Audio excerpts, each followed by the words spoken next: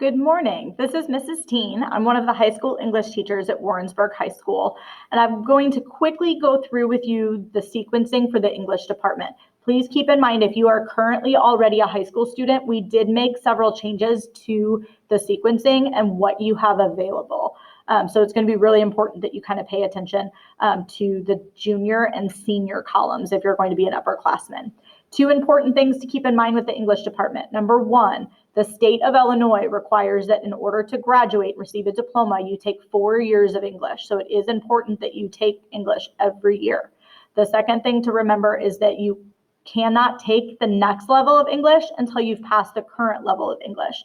So that means sophomore year, you can't take English 2 if you have not successfully passed both semesters of English 1. You can't take junior English until you've successfully passed both English 1 and English 2. So please keep in mind that if you do fail a semester of English, it does put you in jeopardy for not being eligible to graduate on time. So those are two important things to keep in mind. As far as what you have available, freshman year and sophomore year, we only offer English 1 and English 2. So all freshmen will take English 1. All sophomores will take English 2. Those are basic foundational type courses, making sure that you have the skills that you will need to be successful moving forward. So just English 1 ninth grade year, just English 2 10th grade year.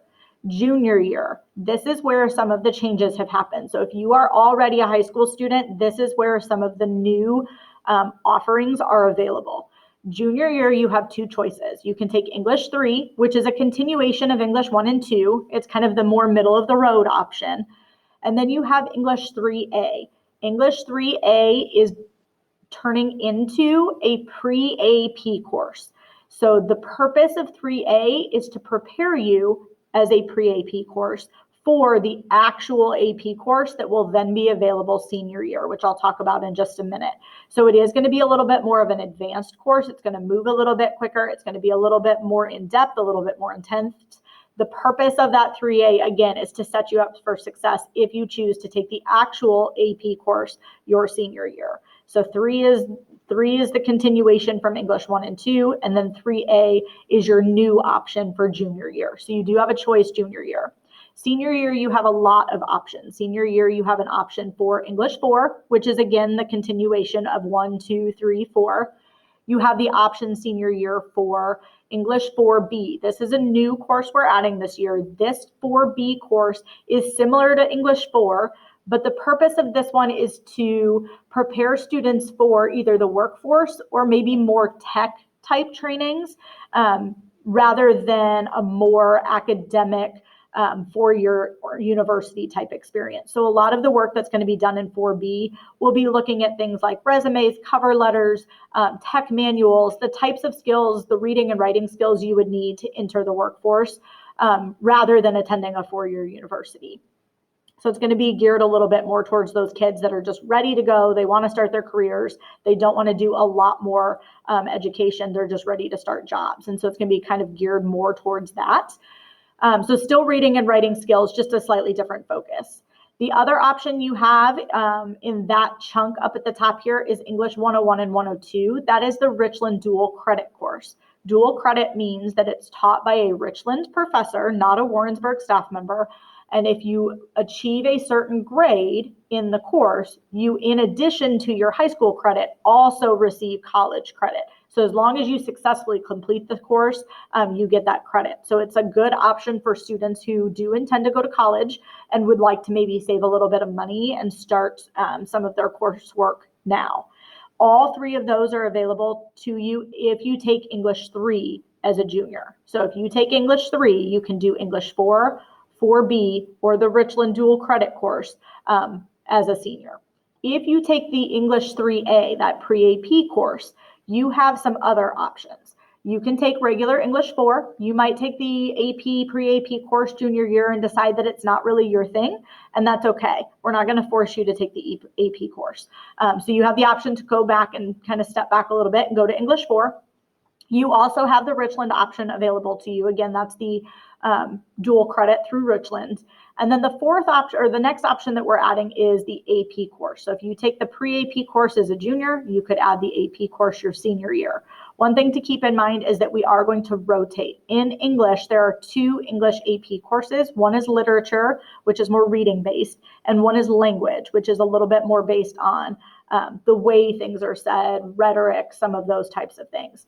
They will rotate. So we'll offer AP literature one year, we'll offer AP language the next year. So they'll rotate back and forth.